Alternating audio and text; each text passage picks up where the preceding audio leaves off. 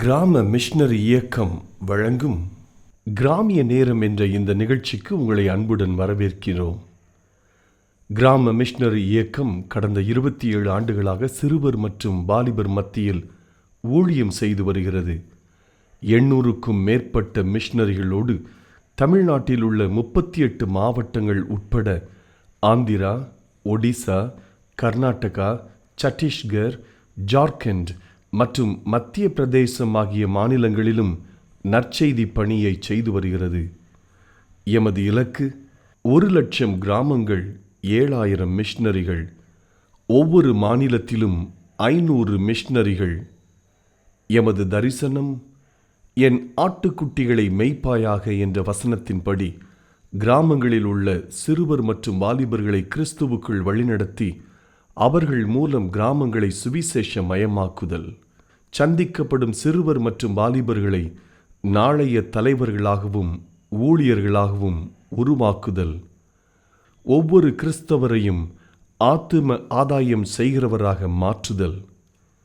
இப்பொழுதும் எமது நிகழ்ச்சிகளை ஜெபத்துடன் பார்த்து பயனடையுங்கள். செயல்படும் கிறிஸ்தவர்களாக தேவனுக்கு உங்களை அர்ப்பணிப்பது உறுதி.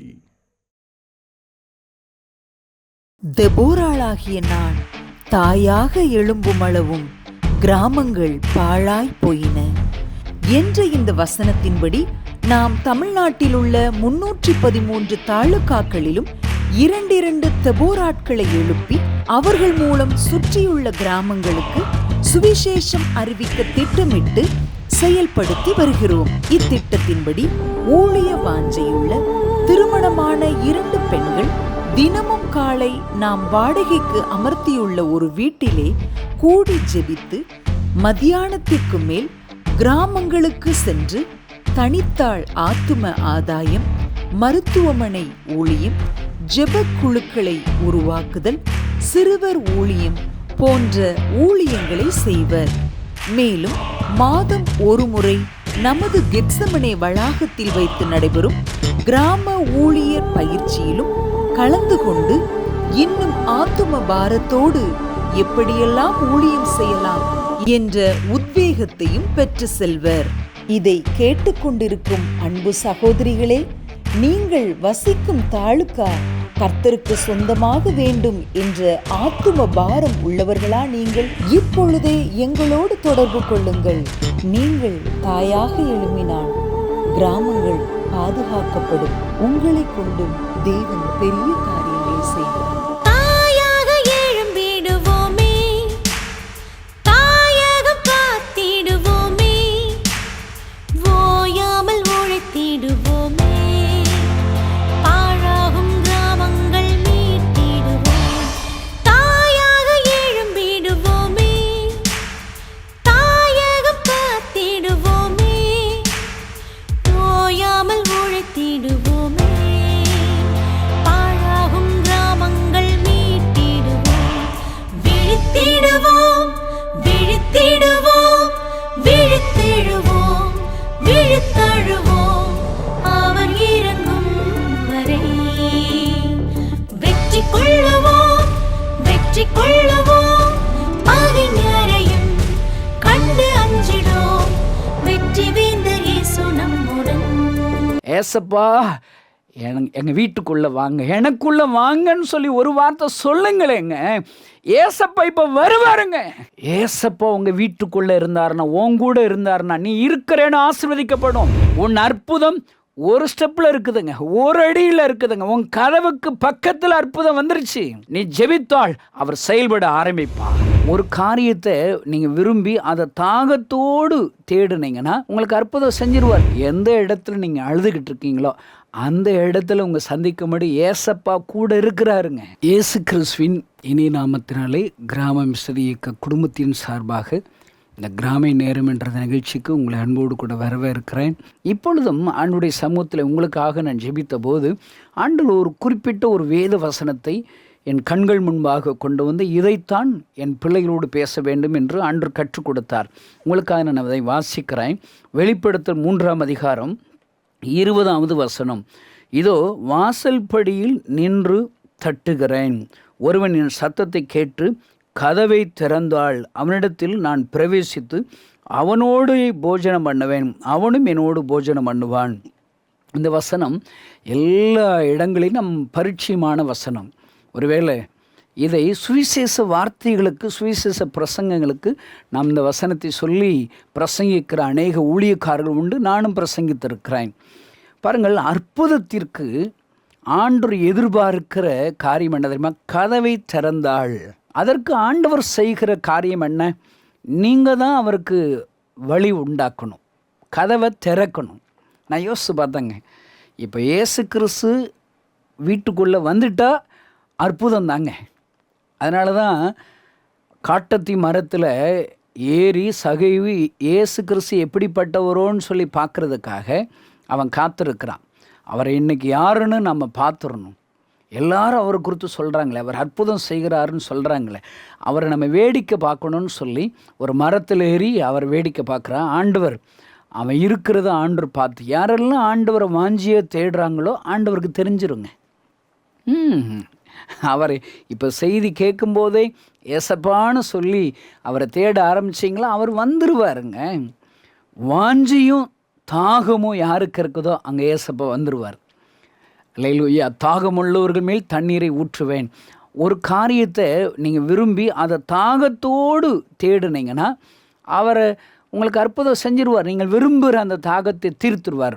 ஒரு வேளை குழந்தை பாக்கி இல்லைன்னு நினச்சி தாகத்தோடு இருக்கலாம், வேலை கிடைக்கணுமேன்னு சொல்லி தாகத்தோடு வேலையை தேடலாம். கடன் பிரச்சனை இருக்குது, இந்த கடனெல்லாம் அடைஞ்சு நான் கடன் கொடுக்குற எவ்வளோ நான் மாறணும்னு ஒரு அற்புதத்தை உங்கள் வாழ்க்கை எதிர்பார்த்து இந்த செய்தியை கேட்கலாம். இதை ஆண்டவர் என்னுடைய வாழ்க்கையில் இந்த அற்புதத்தை செய்யணும்னு சொல்லி அவரை தாகத்தோடு தேடினீங்கன்னா அவர் அற்புதம் செய்வார். சகைவு தாகத்தோடு ஏசப்பாவை பார்க்கும்படி அவன் மடத்தில் இருக்கிறான். ஆண்டவர் கண்டுபிடிச்சிட்டாரு. என்ன, ஒருத்தன் தாகமாக தேடுறான்னா அவனை பார்க்கட்டும் என்று சொல்லி அவன் இருக்கிற இடத்துக்கே வந்து, எப்பா நீ கீழே வாப்பா, நான் உன் வீட்டிலே தங்க வேண்டும் என்று சொல்லுகிறார். அல்லேலூயா. ஏசப்பா ஒரு வீட்டுக்கு வந்துட்டாருன்னா அவ்வளவுதாங்க, சொத்து வந்துருச்சுங்க, ஆசீர்வாதம் வந்துருச்சு, அற்புதம் வந்துருச்சு, மகிமை வந்துருச்சு, உங்கள் வீட்டில் சமாதானம் வந்துருச்சு. அவர் வந்தால் போதுங்க. சகைவுக்கு அந்த இம்பார்ட்டன்ஸ் தெரியுதுங்க, அந்த வேல்யூ தெரியுதுங்க, தெரியுது. ஏசு கிறிஸ்து என் வீட்டுக்கு வர்றான்னு தெரிஞ்ச உடனே சொத்தெல்லாம் இழந்துடுறாங்க. சம்பாதிச்ச சொத்து ஏழைகளுக்கு நான் எல்லாத்தையும் கொடுத்துட்றேன், சொத்தெல்லாம் எழுதி வச்சுட்டான், முடிவு வேண்டாம் தீர்மானிச்சிட்டான், வர்றேன்னு சொல்லிட்டவனே. ஏன்னா அவனுக்கு ஏசப்பா வந்தால் என்னுடைய வாழ்க்கை எவ்வளோ மாறும்னு சொல்லி தெரியுங்க. நீ பல ஐஸ்வர்யவான்களை நான் பார்த்துருக்கிறேன். பல லட்சம் ரூபாய்கள் மாதந்தோறும் சம்பாதித்து அவர்கள் சந்தோஷத்திற்காக தேடி திரிகிறார்கள். சந்தோஷம் இல்லை, பணம் இருந்தால் சந்தோஷம் வந்துடும்னு சொன்னால் இன்றைக்கி அநேக பேர் சந்தோஷமாக இருக்கு. இல்லைங்க, பணம் இருந்தால் சந்தோஷம் இருக்க முடியாது, இருக்கவே முடியாது. சகைவுக்கு அது தெரியுதுங்க. எல்லாம் இழந்துடுறான். ஏசப்பா என் கூட இருந்தால் போதும்னு சொல்லி, என் வீட்டுக்குள்ளே வந்துட்டா போதும், என் கூட தங்கினா போதும் அப்படின்னு சொல்லி சந்தோஷத்தோடு அவன் தீர்மானிக்கிறான். அல்லேலூயா. இந்த வீட்டிற்கு ரட்சிப்பு வந்தது, விடுதலை வந்தது. இந்த செய்தியை கேட்கிற சகோதரனே சகோதரியே, இயேசு கிறிஸ்து உன் வீட்டிற்குள் வர விரும்புகிறார். ஆமென். அங்கே வாசல் படியில் நிற்கிறாருங்க. நீங்களும் நானும் செய்கிற வேலை என்ன தெரியுமாங்க? அவ்வளோதாங்க, கதவை திறக்கணுங்க. நான் உங்களுக்கு இன்னும் சொல்கிறேன் பாருங்க, ஒரு ஸ்டெப்பு தாங்க, ஒரு ஸ்டெப்புக்கு அப்புறம் அற்புதம் வந்துருச்சு. ஒரே ஸ்டெப்பு தான் நீ செய்கிற, எடுத்து வைக்கிற ஒரு ஸ்டெப். அந்த ஒரு ஸ்டெப் என்ன? கதவை திறக்கணுங்க. உன் பக்கத்தில் ஒரு அடியில் அற்புதம் இருக்குது ஐயா. நீ அற்புதத்துக்காக அழுது கொண்டு இருக்கிறையா, கலங்குகிறையா? ஐயோ நான் எவ்வளவு பிரயாசப்பட்டும் நான் விரும்புகிற அற்புதம் எனக்கு இல்லைன்னு சொல்கிறையா? அற்புதங்கிறது எங்கேயும் இல்லைங்க, நீ இருக்கிற இடத்துல தான் அற்புதம் இருக்குது. நான் அடிக்கடி என் மனசில் ரொம்ப வாஞ்சியாக ஒரு காரியத்தை என் மனசுக்குள்ளே யோசிச்சுக்கிறவேன். ஆதியாகமம் 21 அதிகாரத்தில் ஆகார் ஆபிரகாமினாலே கைவிடப்படுகிறான். ஒரு நாள் காலையில் எந்திரிக்கிறார், ஆபிரகாம் எந்திரிக்கிறார், இஸ்மவேலையும் கையில் கொடுத்து வீட்டை விட்டு போங்கன்னு சொல்லி பற்றி விட்டுறார். ஆதியாகமம் 21 அதிகாரம் 14வது வசனத்தில் இதை வாசித்து பாருங்களா.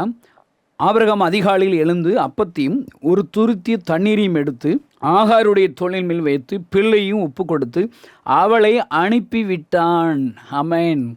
அவ்வளோதாங்க, கைவிட்டுட்டாங்க. நேற்றுக்கு வரைக்கும் ஆகார் பணக்காரனாக இருந்தால் நல்ல மணி அடித்த சாப்பாடு, நல்ல நிழல், நல்ல வசதியோடு இருக்கிறான். இன்னைக்கு தெருவுக்கு வந்தாச்சு, வனாந்திரத்துக்கு வந்தாச்சு. இப்போ பாருங்கள், அப்பத்தையும் தண்ணீரை தோளின் மேலே எடுத்துக்கிட்டு தூக்கிட்டு வந்துகிட்டே இருக்கிறாங்க. எல்லாம் செலவழிஞ்சு போச்சு, குறைஞ்சி போச்சு.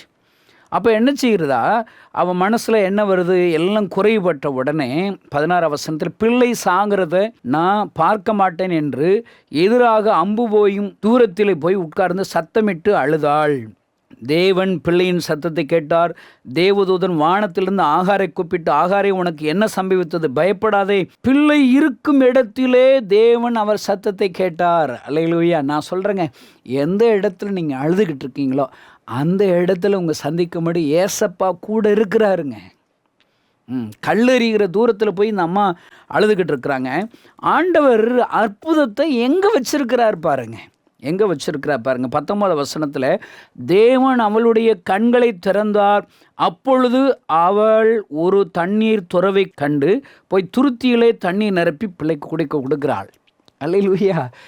இருக்கிற எந்த இடத்துல அழுதுகிட்டு இருக்கீங்களோ அந்த இடத்துல தாங்க ஒரு துறவு இருக்குது. இந்த செய்தியை கேட்கிற சகோதரனே சகோதரியை, எந்த இடத்துல உன் தேவைகளுக்காக அழுது கொண்டு இருக்கிறாயோ அதே இடத்துல என் ஆண்டவர் ஒரு வழியை வைத்திருக்கிறார், ஒரு துறவை வைத்திருக்கிறார். உன் தாகத்தை தீர்க்கும்படி, உன் பிள்ளைகளுடைய தாகத்தை தீர்க்கும்படி அந்த இடத்துல தாங்க இருக்குது.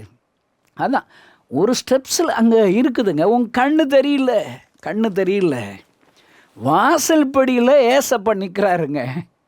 நீ இங்கிட்டு ஐயோ அப்படின்னு உள்ளே வந்து அழுதுகிட்டு புலம்பிக்கிட்டு வீட்டில் அழுதுகிட்டு இருக்கிறியா? அப்பா வாசல் படிக்கு அங்கிட்டு, ஒரு அடிக்கு அங்கிட்டு, ஒரு ஸ்டெப்புக்கு அங்கிட்டு ஏசப்பா நின்றுக்கிட்டு இருக்கிற. ஏசப்பா யாரு? ரட்சிப்பு, சமாதானம், சந்தோஷம், அற்புதம், சுகம்.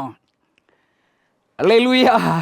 நீ அவ்வளோதான், நீ திறந்தா போதும், கதவை திறந்தா போதும், அற்புதம் நின்றுக்கிட்டு இருக்குதுங்க. அற்புதம் உங்கள் கூட வரப்போகுது, உங்களோடு கூட உறவாட போகுது. அங்கே ஆண்டவர் சொல்கிற ப்ராமிஸ் பாருங்கள், கதவை திறந்தாள்.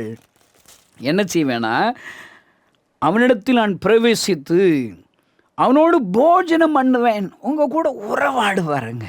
அல்லேலூயா.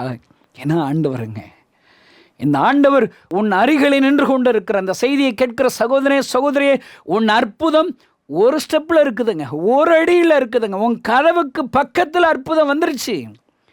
திறக்கிறது உன் வேலைங்க.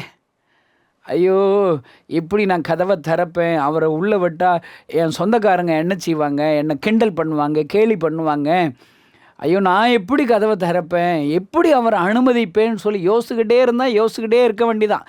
அதே இப்போ இருக்கிற கஷ்டத்தோடு, கவலையோடு, கண்ணீரோடு நீ அப்படியே இருக்க வேண்டிதான், படுத்த படுக்கையாகவே இருக்க வேண்டிதான். ஆண்டவர் வந்துட்டாருங்க, கதவுக்கு முன்னாடி வந்துட்டார். ஆண்டவர் இயேசு கிறிஸ்து வந்துட்டாருன்னா அற்புதம் வந்துருச்சு. நீ கதவை திறக்கணுங்க, இது உன் வேலைங்க. இப்போ நான் உங்கள் வீட்டுக்கு வர்றேன், என்ன யாருன்னே தெரியாதுன்னு வச்சுக்கோங்களேன். நான் வீட்டுக்கு வந்து நடு வீட்டில் உட்காந்து சேர் போட்டு உட்காந்து ஒரு ஆம்லேட் போடுங்க, ஒரு ஆஃப் ஆயில் போடுங்க, ஆடை வெட்டுங்க, கோழியை வெட்டுங்க அப்படின்னு சொல்கிறேன். உங்களுக்கு ஆர்டர் போட்டுருக்கேன், எனக்கு சாப்பாடு ஃபுல் மீல்ஸ் வைங்க அப்படின்னு சொல்கிறேன். நீங்கள் என்ன செய்வீங்க? டேய் யார்ரா நீன்னு, எந்திரா முதல்ல, யார்ரா வெளியே போடா அப்படின்னு சொல்லிடுவீங்க. அப்போ நான் உங்கள் வீட்டுக்கு வர இருந்தால் என்ன செய்யணும்? நான் கதவை தட்டணும், என்ன அறிமுகப்படுத்தணும், நான் யாருங்கிறத சொல்லணும். நான் அப்படி ஒரு கிராம ஊழியம் செஞ்சுக்கிட்டு இருக்கிறேன். ஏசப்பாவால் நான் ஆண்டவரை பயன்படுத்தப்படுகிற ஒரு ஊழியக்காரன். ஏசப்பா என் வாழ்க்கையில் அவ்வளோ அற்புதம் செஞ்சுருக்கிறாரு. உங்களுக்காக நான் ஜெபிக்கிறதுக்காக வந்திருக்கிறேன், உங்களுக்கு உதவி செய்ய வந்திருக்கிறேன். சொல்லணுங்க, என் சாட்சிகளை சொல்லணும். நான் நிறைய பேர் சொல்லுவேன், இந்த கை பாருங்கள், இந்த கையில் என்னங்க இருக்குது, ஒன்றும் இல்லைங்க, இந்த கை வச்சா பிசாசு ஓடுதுங்க. அல்லேலூயா. இந்த கை வச்சா வியாதி சுகமாகுதுங்க. நான் வரேன், அந்த காலத்தில் ரொம்ப பசிங்க, ஒரு வாழைப்பழத்தை பார்த்தா எச்சி ஊறுங்க, ₹1 இருக்காதுங்க, பசியோடையே திரிவேன். ஆனால் வாரத்தில் ஒரு நாள் ஒரு ஐயா ஒரு ஹோட்டல் வச்சுருப்பாருங்க பஸ் ஸ்டாண்டு பக்கத்தில், அங்கே போவாங்க. அவங்க சாப்பாடு எவ்வளோ வேணாலும் சாப்பாடு கொடுப்பாங்க. எனக்கு நல்ல ஞாபகம் இருக்குது, 17 பூரி சாப்பிட்ருக்கேங்க, கிட்டத்தட்ட ஒரு 9 வடை சாப்பிடுவாங்க, ஒரு 12-13 இட்லி சாப்பிடுவோங்க. இதெல்லாம் நீங்கள் கேட்டீங்க, லிஸ்ட்டு கேட்டிங்கன்னா தலை சுற்றிடும். அவ்வளோ சாப்பிடுங்க. ஏங்க அவ்வளோ பசிங்க. ஆனால் அவர் அன்னைக்கு மட்டும் காசே வாங்க மாட்டாருங்க. காசே வாங்க மாட்டார். வாரத்தில் ஒரு நாள் போவேன். டெய்லி போனால் கோச்சிக்கிடுவார்ல, சலிச்சு போயிடும்ல. ஒரு நாள் நான் அப்படி சாப்பிட்டுட்டு போகும்போது நான் இன்னும் கொஞ்சம் ரொம்ப சாப்பிட்டதாக ஃபீல் பண்ணி, ஐயா நீங்கள் எப்பயும் காசு வாங்க மாட்டேன், கொஞ்சமாவது என் கையில் ஒரு 20 ரூபா இருக்குது, நீங்கள் கொஞ்சம் காசு வாங்கிக்கோங்க அப்படின்னு சொல்லி கொடுத்தா, அவர் என்ன தெரியுமா சொல்கிறாரு, தம்பி கணேசா நீ காசும் தர வேண்டாம், ஏன்னா நான் உனக்கு சாப்பிட்டதும் ஃப்ரீ தான், அதுபோக உனக்கு ஒரு காணிக்க தரேன்னு சொல்லி அந்த காலத்தில் ஒரு 50 ரூபாய் எடுத்து நீட்டுறாருங்க. 50 ரூபாங்கிறது பெருசுங்க. என்னங்க இவ்வளோ விவரம் இல்லாமல் இருக்கிறீங்க, நீங்கள் சாப்பாடு வர்றது பெருசு, அதுபோக எனக்கு காணிக்கி 50 ரூபா தர்றாங்களே அப்படின்னா, தம்பி டேவிட்டு நீ என்னைக்காவது ஒரு நாள் தாண்டா வர்ற, நீ டெய்லி வருவியப்பா, டெய்லி கூட ஒரு 50 ரூபா தர்றேங்கிறாங்க. எனக்கு இன்னும் ஆச்சரியம், எப்படிங்க சொல்கிறீங்க? அவர் சொல்கிறாரு, கணேசா நான் எப்பொழுதுமே ஒரு 2 படி பூரி மாவு பிணைவோம் டெய்லி காலையில். அந்த 2 படி மாவில் பூரி நம்ம செஞ்சால் சாயங்காலம் வரைக்கும் விற்காமல் கிடக்குங்க. ஆனால் நீ என்னைக்காவது சாப்பிட வந்துட்டா, நாங்கள் ஏற்கனவே போட்ட 2 கிலோ மாவையும் பூரி பிணைஞ்சு வச்சுருவோம், அதோடு இன்னொரு 5 கிலோ தனியாக வாங்கிடுவோம். ஊழியக்கார் வந்துட்டு அரப்பா இன்னும் 5 கிலோ சேர்த்து போடுன்னு சொல்லி என் ஸ்டாஃப்ஸே போட்டுருவாங்க. நாங்கள் போட்ட எல்லா பூரி மாவும் சில மணி நேரங்களில் விற்று தீர்ந்துரும்ப்பா, நீ வந்து சாப்பிட்டு போகிறது எனக்கு லாபம் தம்பிங்கிறாங்க. அல்லேலூயா. சும்மா விளையாட்டுக்கு சொல்லாதீங்கண்ணே அப்படின்னா, நீ கொஞ்சம் நேரம் உட்காரு கணேசன் சொல்லி உட்காந்து பேசிகிட்டு இருக்கிறோம். ஏப்பா 5 கிலோ எக்ஸ்ட்ரா போட்டிங்களான்னு முதலாளி கேட்டார்.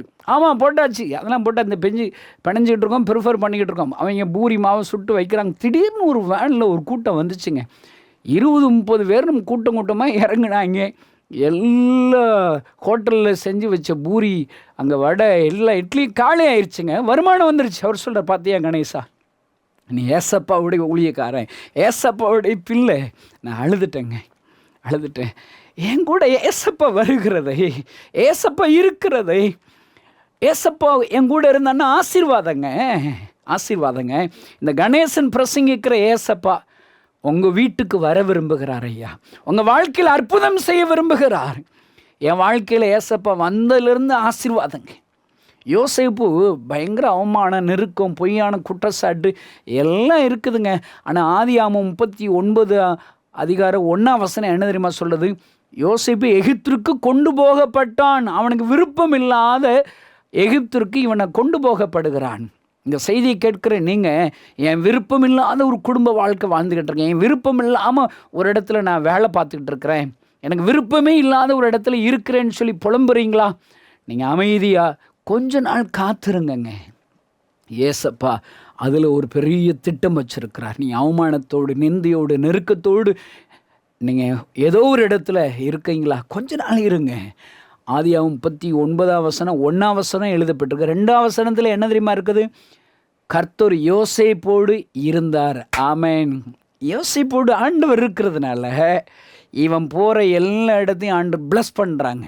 போத்திபார் வீட்டில் இவன் வாங்கப்படுகிறான், அங்கே வேலைக்காரனாக இருக்கிறான். அங்கே பைபிளில் போட்டிருக்குதுங்க, போத்திபார் வீட்டை ஆண்டவர் ஆசீர்வதிக்கிறார் ஐயா. அருமையான இந்த செய்தியை கேட்கிற சகோதரியே, ஏசப்பா உங்கள் வீட்டுக்குள்ளே இருந்தாருன்னா, உங்கூட இருந்தாருன்னா, நீ இருக்கிறேன்னு ஆசீர்வதிக்கப்படும். நீ வேலை பார்க்குற கம்பெனி ஆசீர்வதிக்கப்படும். நீ இருக்கிற யோசேப்பு இருக்கிற தேசமே ஆசீர்வதிக்கப்படுகிறது ஐயா. நான் என்னுடைய ஊழிய அனுபவத்தில் பார்க்குறேன். சாதாரணமாக ஒரு இடத்துல எனக்கு சாப்பாடு வாங்கி கொடுக்குற ஹோட்டல் ஆண்டவர் ஆசீர்வதிக்கிறார். அருமையான தேவனுடைய பிள்ளைகளே, நான் பிரசங்கிக்கிற ஆண்டவர் உன்னோடு கூட பேசி கொண்டிருக்கிற, உன் வீட்டிற்குள் பிரவேசிக்க விரும்புகிறார். உனக்காக வாசல் படியில் காத்து கொண்டு இருக்கிறார். God is waiting for you. நீங்கள் சொன்னால் போதும், வாங்க, கதவை திறந்தா போதும். ஒரு அடியில் அற்புதம் இருக்குதுங்க. நான் சொல்கிறேங்க, 23 வயதில் ஏசப்பா என் உள்ளத்துக்குள்ளே வந்தார். நான் அவரை ஏற்றுக்கொள்ளும் போது என் இருதயத்தில் வியாதிங்க. அவ்வளோதான், மரண தேதி முன்குறிச்சிட்டாங்க. அழுதேன், எல்லா இடங்களுக்கு ஏறி இறங்கினேன். 3 மாதம் நான் போகாத இடமே இல்லை. அவ்வளோதான், நான் இறந்து போயிடுவேன்னு சொல்லி டாக்டர் முன்குறிச்சிட்டாரு.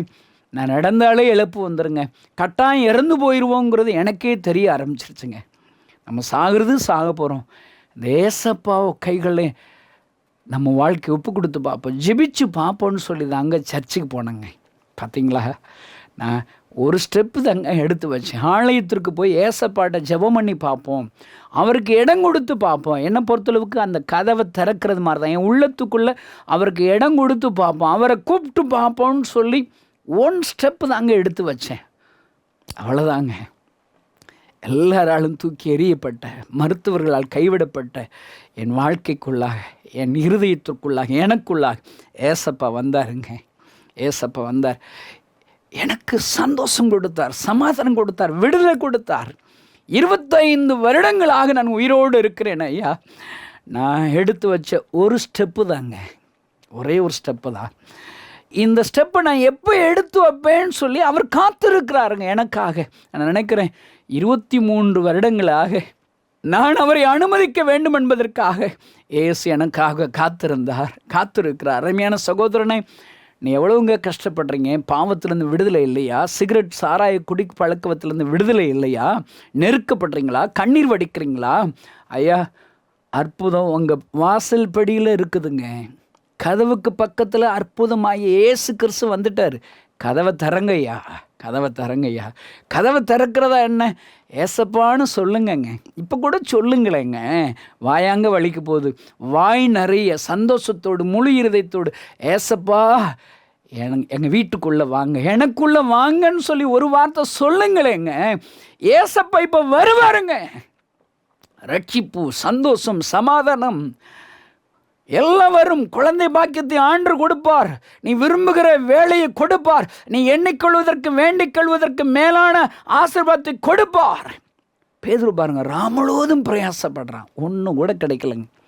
நான் சொல்கிறேன், ஏசப்பா இல்லாத வாழ்க்கையில் எல்லா பிரயாசங்களும் வீண்தாங்க. எவ்வளோ பிரயாசப்பட்டாலும் ஏசப்பா உங்கள் வாழ்க்கைக்குள்ளே இல்லையா, எல்லா பிரயாசம் வீணு தான். அவ்வளோதாங்க. ஆண்டவர் பேதுருவிடத்தில் ஒரு ஸ்டெப் சொல்லி கொடுக்குறார். வளைய இங்கிட்டு போடுப்பா, இவ்வளோ தாங்க. அங்கே என்ன தெரியுமா போட்டிருக்குது? வலை கிளியத்தக்கதாக. அமேன். மீன்களினால் அதை நிறைக்கிறார் ஐயா, நிறைக்கிறார். அல்லேலூயா. பாருங்கள், அப்போஸ்தலர் 12ஆம் அதிகாரத்தில் பேதுரு, சிறைச்சாலை இருக்கிற பேதுரு விடுவிக்கப்படும்படி ஒரு வீட்டில் ஜெபிச்சுட்டு இருக்கிறாங்க. ஆண்டவர் இவங்க ஜெபத்தை ஆண்டவர் கேட்டாருங்க. ஆண்டவர் ஜெபத்தை கேட்டு பதில் கொடுத்துட்டார். இவங்க இங்கே ஜெபிக்க ஆரம்பித்த உடனே பேதுருவை தட்டி எழுப்புறாரு. அங்கே ஒரு வெளிச்சம் உண்டாகுது. அங்கே இருக்கிற கதவுகள் எல்லாம் தானாய் திறக்குது. பாருங்க, பதில் வாசல் படியில் வந்துருச்சுங்க. நீங்கள் ஏசப்பாட்ட ஜெபிச்சிங்கன்னா பதில் உங்களை தேடி வருங்க. வாசல் படியில் பதில் வந்துருச்சு, அற்புதம் வந்துருச்சு. இங்கே என்ன நடக்குது தெரியுமா? அப்போஸ்தலர் 12ஆம் அதிகாரத்தில் அங்கு 13ஆம் வசனத்தில் உங்களுக்காக வாசி பார்க்குற. பேதுரு வாசல் கதவை தட்டின போது ரோதை என்னும் பேர் கொண்ட ஒரு பெண் ஒற்று கேட்க வந்தாள். அவள் பேதுருவின் சத்தத்தை அறிந்து சந்தோஷத்தினால் கதவை திறவாமல் உள்ளேயோடி பேதுரு வாசலுக்கு முன்னே நிற்கிறார் என்று அறிவித்தாள். இவங்க பேதுருக்காக தான் ஜெபிக்கிறாங்க, விடுதலைக்காக தான் ஜெபிக்கிறாங்க. ஆண்டவர் பேதுருவை விடுவிச்சு கொண்டு வந்துட்டாருங்க. இந்த செய்தி கேட்கிற சகோதரனே சகோதரனே, நீ எதற்காக ஜெபிக்கிறாயோ அந்த ஜெபத்திற்கு ஒரு விடுதலை ஏசப்பா ஜெபிக்கிற அந்த நொடி பொழுதிலே தர ஆரம்பித்து விடுவார், செயல்பட ஆரம்பித்து விடுவார். பதில் வந்துருச்சு.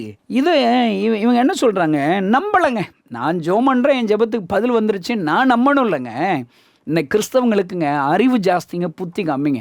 ஆண்டவர் என் நாமத்தினாலே நீங்கள் எதை கேட்டாலும் இதை நான் செய்வேன்னு சொல்லிட்டார்ல. உண்மை உத்தமத்தோடு விசுவாசத்தோடு நீங்கள் ஜெபம் பண்ணால் பதில் கொடுத்துருவார்ல, பதில் கொடுத்துவார்கள். பதில் கொடுப்பார்னு தெரிஞ்சுக்கிட்டே ஜெபிக்காமல் உங்கள் நாளை கடத்திக்கிட்டே இருந்தீங்கன்னா, வருஷத்தை கடத்திக்கிட்டே இருந்தீங்கன்னா, அப்போ வியாதியை கடக்க வேண்டிதான், பலவீனத்தில் கிடைக்க வேண்டிதான், சிறையிருப்பில் கிடைக்க வேண்டிதான்.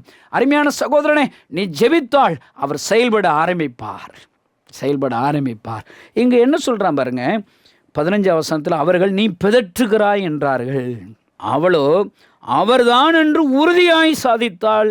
அப்பொழுது அவர்கள் அவர் தூதனாய் இருக்கலாம் என்றார்கள். இப்படி எல்லாம் இன்றைக்கெல்லாம் தமிழ்நாட்டு கிறிஸ்தவங்களில் நிறைய பேர் இப்படி தாங்க இருக்கிறோம். அவர் பதில் வந்துருச்சுங்க. உங்கள் வாழ்க்கையில் அற்புதம் உங்கள் வீட்டு வாசல் படியில் நின்றுக்கிட்டு இருக்குது. அற்புதம் உங்கள் கதவை தட்டிக்கிட்டு இருக்குது. நீங்கள் கதவை திறக்கணும். ஒரே ஒரு ஸ்டெப்புங்க. இந்த கணேசனுடைய வாழ்க்கையில் அவருக்காக ஒரு ஸ்டெப் எடுத்து வச்சேன். ஏசப்பா என்ன சுகப்படுத்தினார். என்னை சுகப்படுத்தி இவ்வளோ நல்ல ஆண்டவராக இருக்கிறான்னு இந்த சாட்சியை நான் எல்லா இடத்துக்கும் 25 வருஷமாக சொல்கிறேங்க. எவ்வளோ பேருக்கு அற்புதம் நடக்குது தெரியுமாங்க. இவ்வளவு லட்சங்களுக்கு ஆசீர்வாதமாக மாற்றி விட்டாரே, அந்த ஆண்டவர் தான் உன்னோடு கூட பேசுகிறார். நீ ஆண்டவருக்கு கதவை திறந்தால், ஒரு ஸ்டெப்பு ஆண்டவருக்கு எடுத்து வைத்தால் உனக்கும் அற்புதம். உன் மூலியமாக ஆயிரக்கணக்கான லட்சக்கணக்கான ஏன் கோடிக்கணக்கான ஜனங்களுக்கு அற்புதம் ஓ மூலியமாக நடக்குங்க. நீ எடுத்து வைக்கிற ஒரு ஸ்டெப்பில் அவன் கதவை திறக்கிறதுல இவ்வளோ பெரிய ஆசீர்வாதங்க, இவ்வளோ பெரிய ஆசீர்வாதம். அல்லேலூயா. நீங்கள் செய்ய வேண்டியதுன்னா இப்போ மனசார இருதயத்தை ஊட்டி ஜெபிச்சு பாருங்க. கதவை திறக்கிற ஆண்டவரே, உங்கள் கைகளை வாழ்க்கையை ஒப்பு கொடுக்குற ஆண்டவரே, இந்த பிரச்சனையை உங்கள் கைகளில் ஒப்பு கொடுக்குற ஆண்டவரே, யுத்தம் கர்த்தருடையதுன்னு சொல்லி அவர் கைகளை ஒப்பு கொடுத்து பாருங்க. அல்லேலூயா.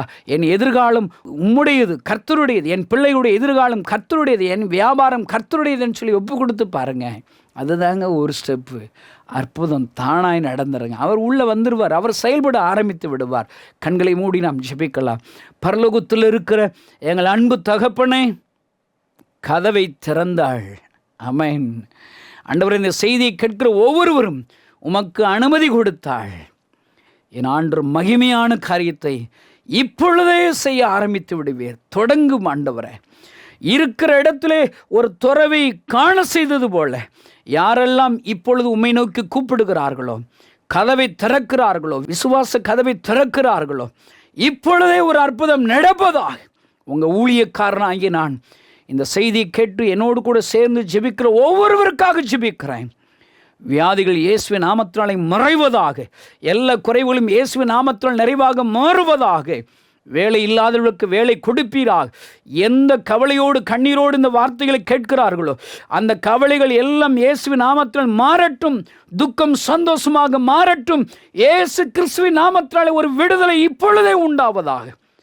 ஆசீர்வதிக்கிற அநேக சாட்சிகளை அடியேன் கேட்க உதவிச்சு இயேசுவின் நாமத்தினால் பிதாவே, ஆமென்.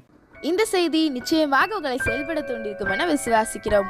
நீங்களும் எங்களோடு இணைந்து தேவனுக்காக ஏதாவது செய்ய விரும்புகிறீர்களா? கீழ்கண்ட எங்களது ஊழிய திட்டத்திற்காக ஜெபிக்க முன்வரலாமே. தமிழ்நாடு மற்றும் பிற மாநிலங்களிலும் ஆலயம் கட்ட தேவையாய் உள்ள 1000 கிராமங்களில் இடம் வாங்கி ஆலயம் கட்டப்பட ரூபாய் 5 லட்சமோ அல்லது அதில் ஒரு பகுதியோ கொடுத்து ஆலயம் கட்டி கொடுப்போர் எழும்ப ஜெபியுங்கள். சூனேமியால் எலிசாவுக்கு ஒரு அறை வீட்டை கட்டி கொடுத்தது போல புதிய மிஷனரிகள் தங்கி பயிற்சி எடுப்பதற்கு ரூபாய் 2 லட்சம் கொடுத்து ஒரு மிஷனரி வீட்டை கட்டி கொடுப்போர் எழும்ப ஜெபியுங்கள். நாம் சந்திக்கும் வாலிபர்கள் மற்றும் ஆரம்ப விசுவாசிகளை கிறிஸ்துவுக்குள் வளரச் செய்ய ரூபாய் 300 கொடுத்து முழு வேதாகமும் வாங்கி கொடுப்போர் எழும்ப ஜெபியுங்கள். நாம் பணி செய்யும் 8 மாநிலங்களிலும் உள்ள 880 மிஷனரிகளை மாதந்தோறும் ரூபாய் 10,000 கொடுத்தோ அல்லது இயன்ற காணிக்கையை கொடுத்தோ தாங்குவோர் எழும்ப ஜெபியுங்கள். தமிழ்நாடு மற்றும் பிற மாநிலங்களிலும் துரிதமாக சுவிசேஷம் அறிவிக்கவும் பின்தொடர் பணிக்காகவும் சுவிசேஷ வாகனங்கள் வாங்கி கொடுப்போர் எழும்ப ஜெபியுங்கள். தங்கள் வாலிப மற்றும் சிறு பிள்ளைகள் ரட்சிக்கப்பட, அபிஷேகிக்கப்பட மற்றும் இயேசுவுக்கு சாட்சியுள்ள பிள்ளைகளாக வளர கண்மணி பிள்ளைகள் இயேசுவுக்காக திட்டத்தில் தங்கள் பிள்ளைகளை இணைக்கிற பெற்றோர்கள் எழும்ப ஜெபியுங்கள். இந்தியா முழுவதிலும் இன்னும் துரிதமாக நம் மிஷனரி பணிகள் நடக்க மாதந்தோறும் அல்லது வருடத்திற்கு ஒரு முறையாவது ரூபாய் 1000 கொடுத்து எழுப்புதல் விரும்பும் பங்காளர் திட்டத்தில் இணைகிற அநேகர் எழும்ப ஜெபியுங்கள். மேலும் எங்களோடு தொடர்பு கொள்ள விரும்பினால் திரையில் காணும் எங்கள் முகவரியும் குறித்துக் கொள்ளுங்கள். கிராம மிஷனரி இயக்கம், தபால் பெட்டி எண் 51, விருதுநகர் 626001. இந்த நிகழ்ச்சியையோ அல்லது எங்கள் ஊழியத்தையோ நீங்கள் தாங்க விரும்பினால் எங்கள் தொலைபேசி எண்ணை குறித்துக் கொள்ளுங்கள். 7378000444. கர்த்தர் தாமே உங்களை ஆசீர்வதிப்பாராக.